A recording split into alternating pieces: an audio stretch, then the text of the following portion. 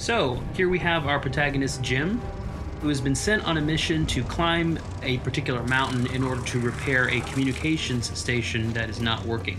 In order to reach the top of that mountain, he's going to have to go through an acrid nest, and that will allow us to showcase one of our new acrid types. Now you can see it here bursting through the spawner. This is a fire wasp, which is one of our flying acrid types. And that means that it will not only buzz around you and try to attack you at close range, it also has a long-range attack. Jim is going into cover here in order to protect against some of those long-range attacks and defeat the fire wasps here. Now he's throwing a grenade at the spawner, and we'll follow that up with some gunfire here in order to take it out, and that will allow him to move into the next area. Now we have Jim entering the main portion of the fire wasp nest, and he's going to have to continue taking out the fire wasps. One of them has grabbed him here. This is another example of what we call the struggle mode, which is present with all of these smaller acrid types. And what we really wanted to do here was present something that was not a typical QTE.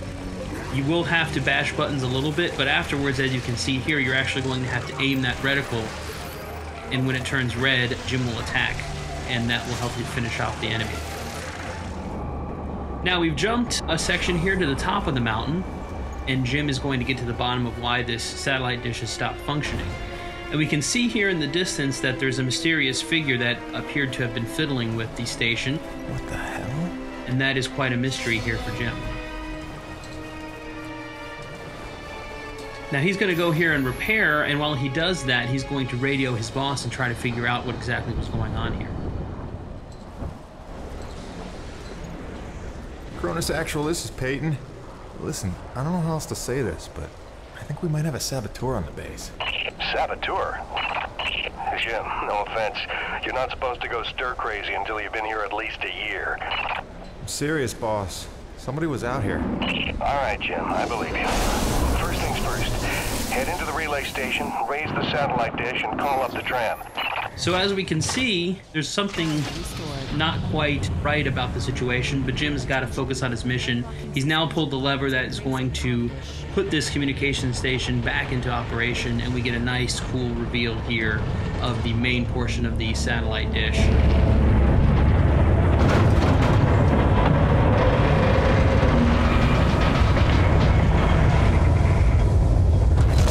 Comm dish locked and ready for transmission. Now that he's restored functionality to the communication station, Jim is going to have to call up his utility rig that he's left at the bottom of the mountain using the built-in gondola system that he's repaired along the way. And this will call his rig up to him so that he'll be able to use it to make some final adjustments, make sure that the base is able to communicate with Earth. So as we can see here, he's operating the gondola system. And that will call the utility rig back up from the mountain, and all he has to do is wait for it to arrive to complete his mission. Cronus Actual, you copy? I've got the satellite dish working, just waiting for the rig to come up. However, looks like someone's not too happy having visitors here at the top of the mountain. This is another one of our new acrid types that we're showing off here in the video. And this is the spitter, which is a Cat L, large size acrid. As you can see, it's sort of scorpion-like.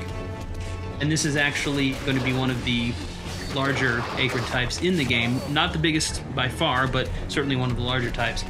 And it's going to be quite difficult for Jim to defeat on foot. It's basically a boss encounter. As you can see, you have to roll, you have to dodge in order to avoid its attacks from its tail. And it also spits venom at Jim as well. So what Jim is really doing here is he's trying to damage it and really trying to stand up against it, but he knows that his rig is on its way up, and if he can get in his rig, it's going to make this a much more even fight. And so that's definitely what Jim is looking to try to do here. Now, he's hit it enough times and done enough damage that the spitter is going to retreat to its cave.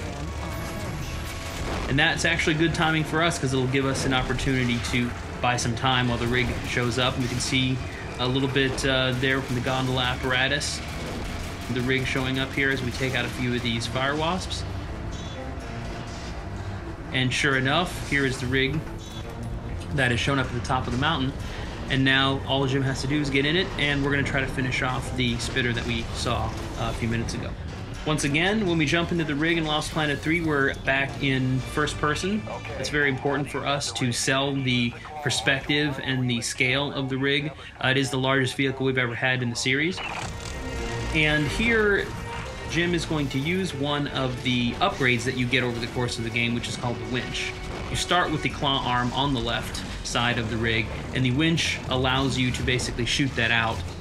And it will kill smaller enemies with a single hit, as we can see with the fire wasps. And then you can also use it to latch on to larger enemies and draw them in. Now, we can see that the spitter has shown back up. Looks like it's rested a little bit and is wants to get back in the fight. So now we're going to give it something its own size to take on. We can bash using the drill arm, which will help, and then grab on with the winch, as we mentioned earlier, and then we can pull in using the winch, and that will allow us to grab the tail, lift it up, and attack with the drill.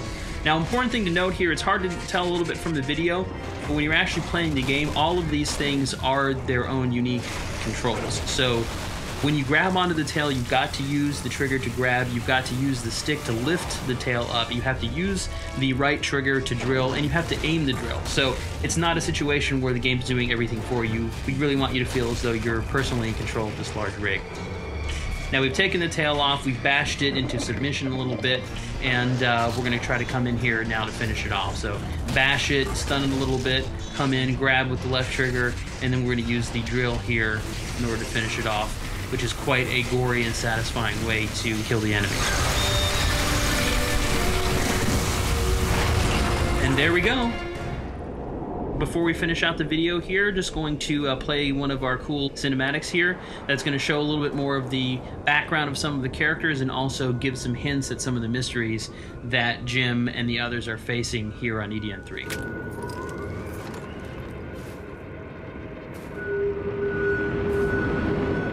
Dr. Roman?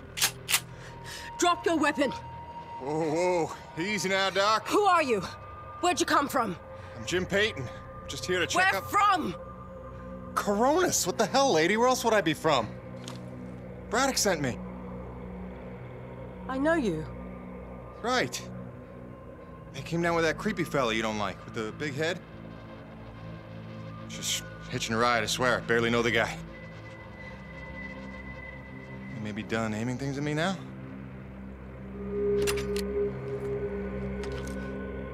Braddock sent you? I want to make sure you're okay. See if you needed any help. Touching concern after all these months.